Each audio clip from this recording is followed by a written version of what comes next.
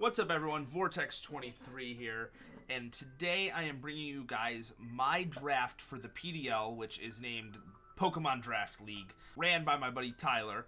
So I'm going to go over a little bit of the rules, how the draft works, and then we'll get into the team that I drafted.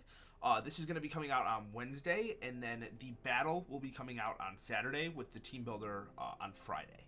So there's 10 coaches in the league, so there's going to be 9 weeks of battles. I'm going to be battling every other coach. There's a couple Pokemon that are banned. Most Uber legendaries are banned. There's a few that are out, but you'll kind of see throughout the season different things that are allowed. Z moves are not allowed. King's Rock is not allowed either. Few moves that are banned are Hidden Power, Pursuit, Revival Blessing, and Terra Blast. So if you Terra type your Pokemon, you can't use their Terra move. In terms of the draft, it was a snake style draft. So say I had, for example, the first pick, I would pick first, and then I would have to wait for everyone else to pick, and then they would all pick again before I got a pick. Okay, if that makes sense. In terms of the actual draft, though, I had third overall pick, which is very good because I got to get a good Pokemon off the start. Each Pokemon had a amount of points that they were worth, and your team had to equate to 115 points. You could have at minimum 9 Pokemon and at max 11. I ended up picking up all 11 Pokemon to have a little bit more diversity on the team. Alright, so without further ado, we're going to get into the team. As you can see, the first Pokemon that I drafted was Dragapult. Dragapult is a amazing pseudo-legendary with a 142 base speed. It outspeeds most things. I know Zeraora outspeeds it by 1 point in particular. I'm kind of looking through here. Chi-Pao doesn't outspeed it. I think does Iron Bundle? I don't know Iron Bundle's base speed. No, so Iron Bundle doesn't even outspeed.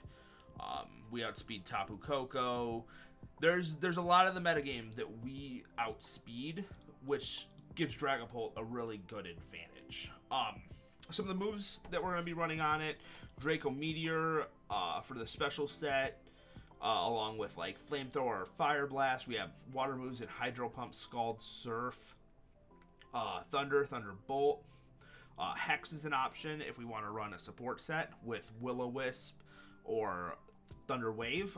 U-Turn for momentum. Sucker Punch for priority. Steel Wing to hit fairy types. So there's a lot that Dragapult can do. It can run Choice Band, Choice Scarf, Choice Specs, any Life Orb, Heavy Duty Boots. Like it has a lot that it can do. Now, something I forgot to mention in the beginning is that in the draft, we can only have 3 Pokemon that terrestrialize. So at the end of the draft, we pick 3 of the overall Pokemon we drafted. And we say, all right, this Pokemon can terrestrialize into this type, this Pokemon into this type, this Pokemon to this type. So they can't change to whatever type they want. And I did not give Dragapult a Terra type because it would have costed too many points, and I just didn't think it was worth it. Alright, the next Pokemon that I picked up was Great Tusk. This thing was a really good amount of points, so I decided that I had to have it. It's very good offensively with that 131 base attack, but it's also amazing defensively with that HP and defense stat. And it's also got a really good speed at 87. You really wouldn't expect it to be as fast as it is.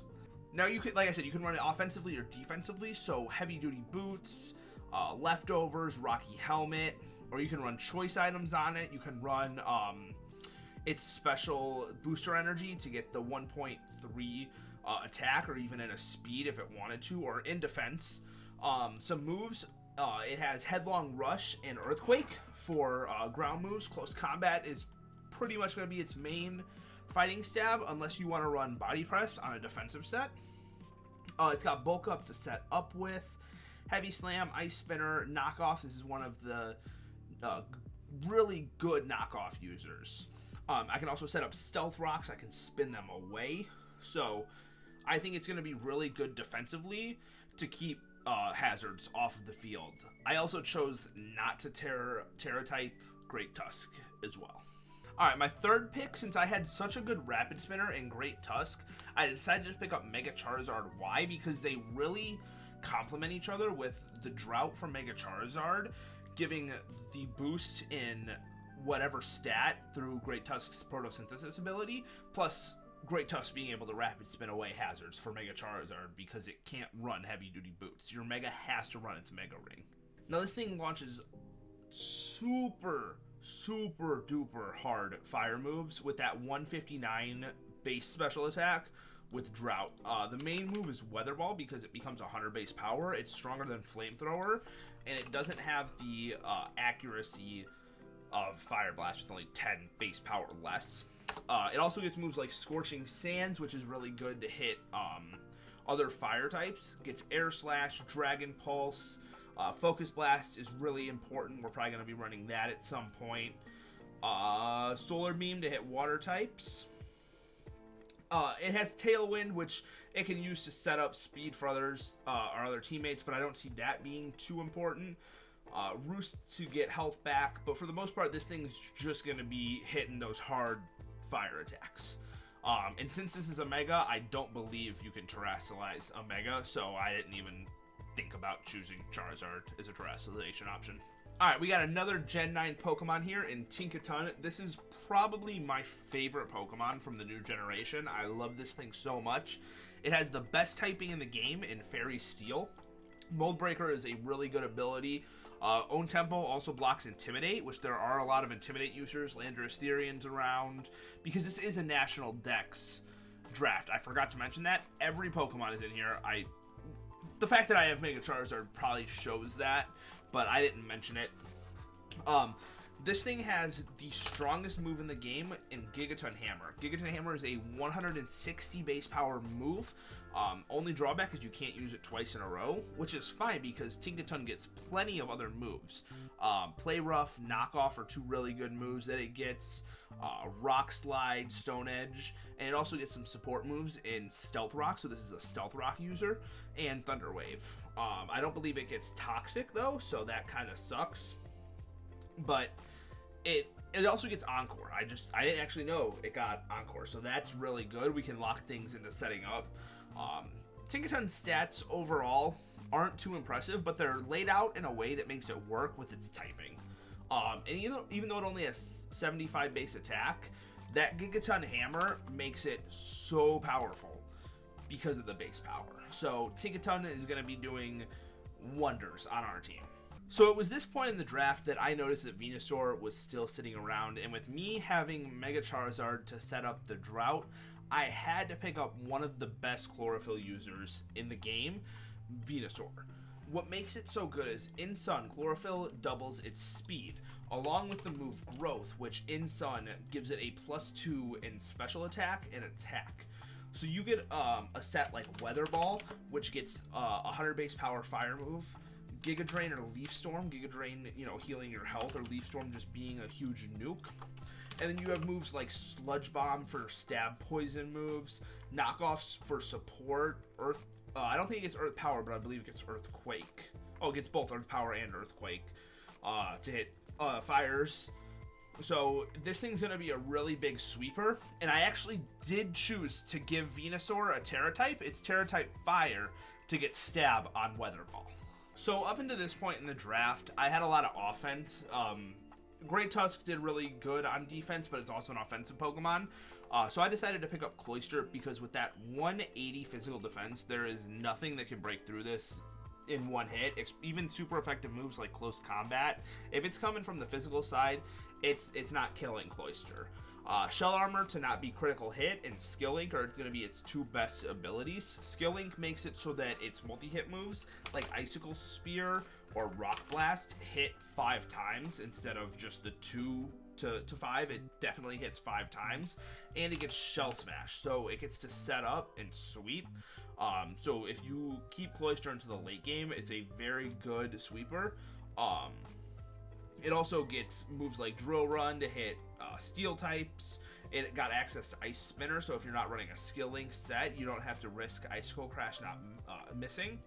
Ice Shard for priority. You can run a special set as well because its special stat is just as good. So you can run Hydro Pump, Surf. It's got Liquidation on the physical side for a water move. So there's a lot of options with Cloyster, and I can use it both, like I said, offensively and defensively, and it does get Rapid Spin and Spikes. for the defensive set, so that also helps with Mega Charizard's weakness to Stealth Rocks. I picked up a lot of Pokemon from Generation 9. I actually picked up 5 new Pokemon into my team. Mousehold being the next one. Mousehold's biggest advantage is Population Bomb. It is a move that hits up to 10 times, but it checks the accuracy each time, so it's 90% accurate.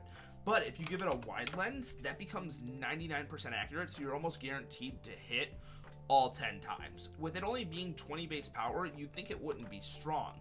But you give it Technician, it becomes 30 base power, and it's a stab move. Mousehold's very fast, and it has another signature move, Tidy Up, which is like Dragon Dance. It ups its attack and speed, but it also clears hazards off the field.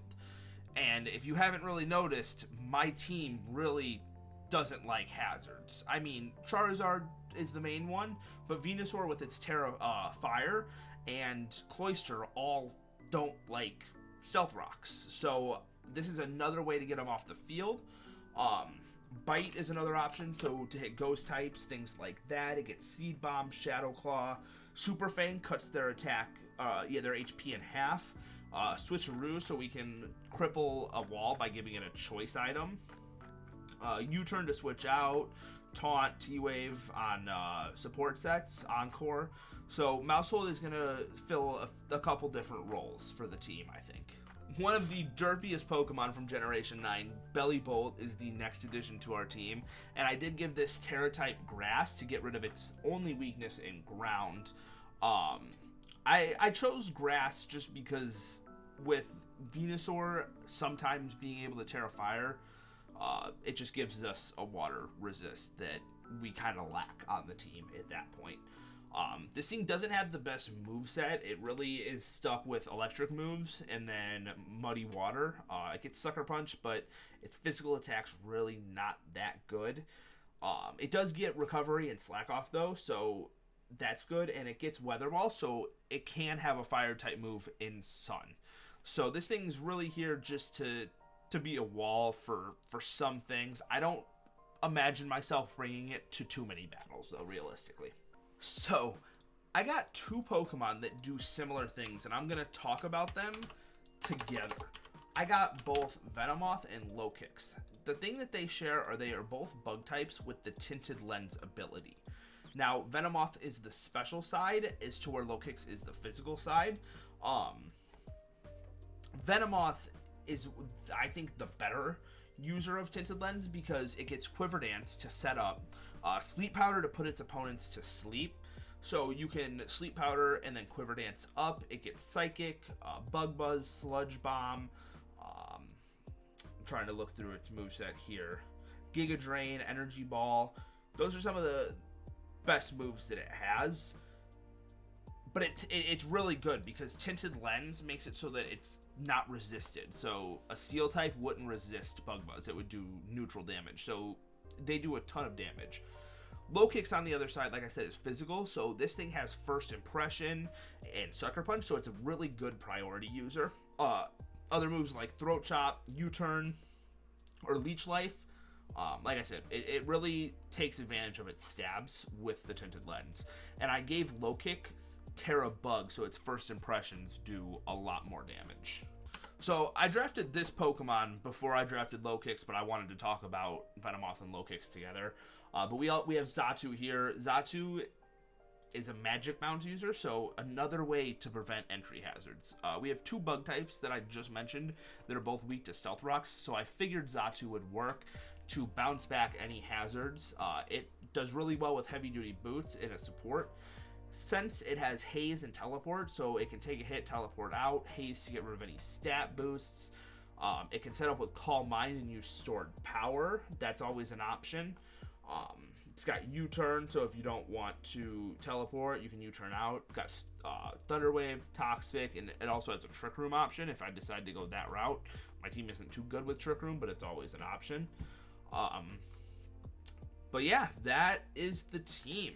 So let me know if you guys are excited for the season in the comments below. I'm really excited. I think this team is going to do very, very, very well. And yeah, like I said, Team Builder will be Friday, and then the battle will be Saturday. So thank you guys for watching, and I'll see you guys all later. Goodbye.